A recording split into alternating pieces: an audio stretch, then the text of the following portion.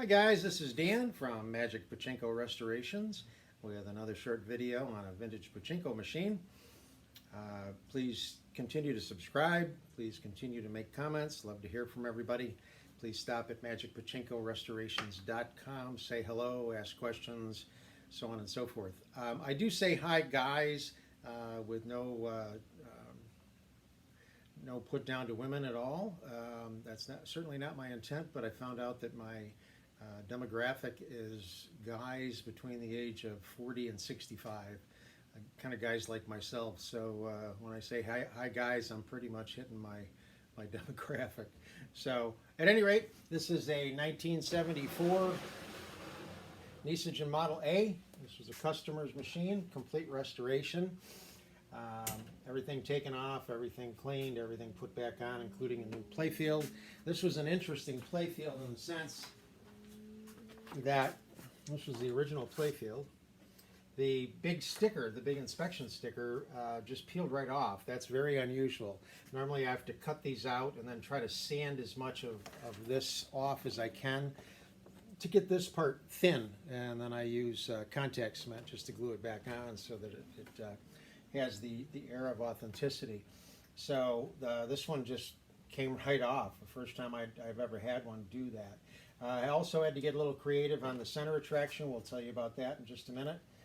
Very pretty. I like the background. It's called Tweets, but that's Bill Cardwell's name for it. If I were going to name it, I would have called it Lovebirds or something like that. But at any rate, let me show you the back.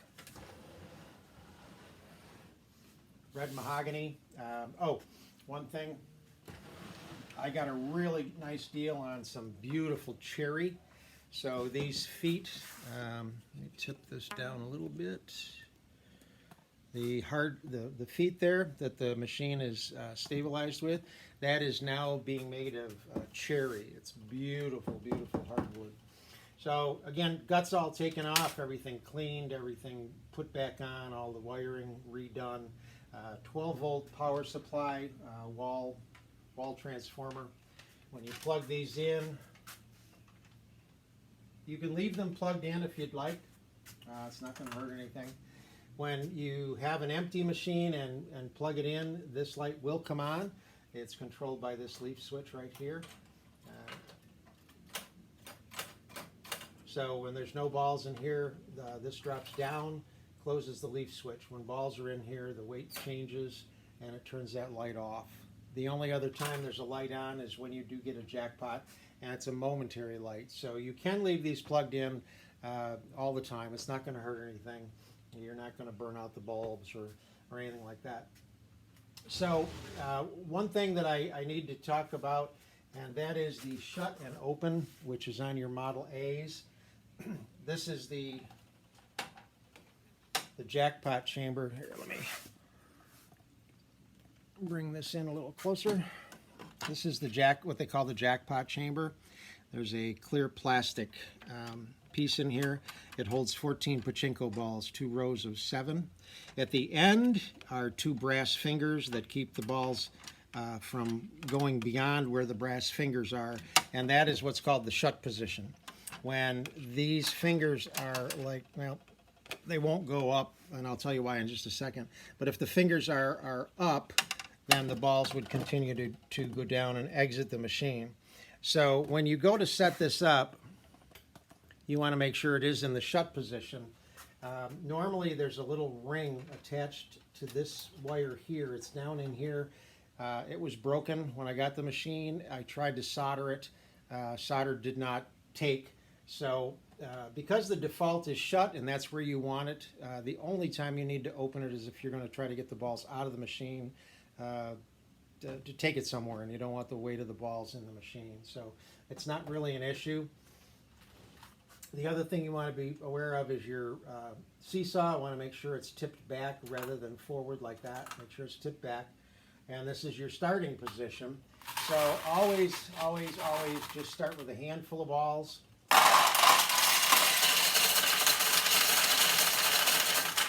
With a Model A, they're going to run out of here into the metal chute, into the turnaround, down this tube here, and then go over to the jackpot chamber, and because those two brass fingers are down, they stop. So that's the natural progression. You can swing this out of the way and see the balls in there. You can open this up, see the balls in there, so on and so forth. So we know everything is good. So now we're going to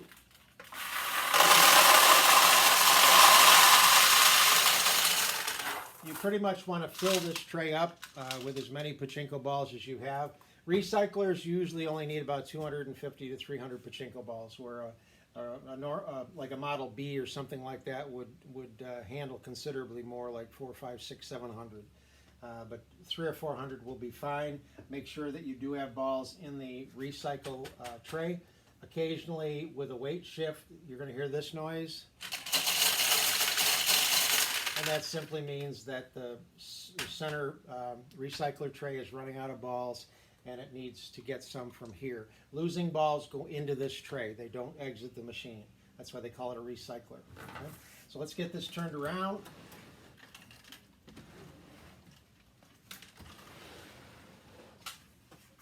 And we'll launch some balls. So now that you do have balls in it, you put a bunch here in the main feed tray. And to launch a ball, you press all the way down and then release with your thumb. And it will launch a ball.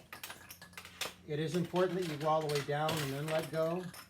There is an adjustable spring in the back that adjusts the tension. Ideally, you want the ball to come up into here and fall down through the middle. So what you're going to do is go all the way down and then release your pressure a little bit. And you'll get used to how far you got to go to keep the ball on the left side if you can. There, like that. Okay. Or all the way down, it'll go to the right side. So let me launch some balls here, see if we can get some wins.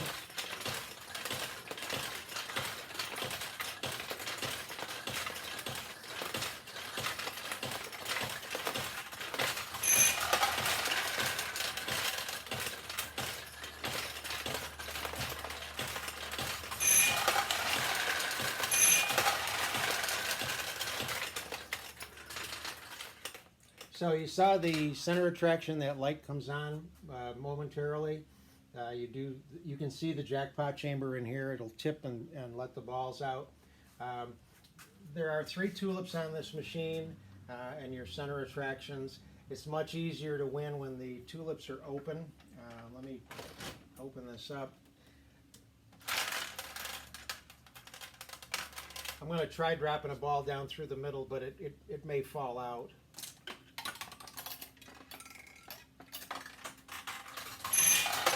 So if you get it down through here, it'll go into the machine internally.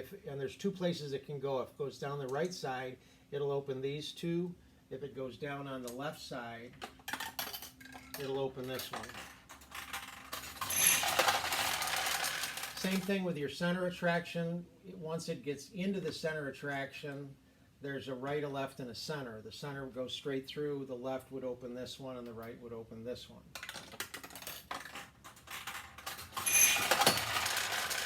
So now that the tulips are open, again, much bigger target, we should get more wins.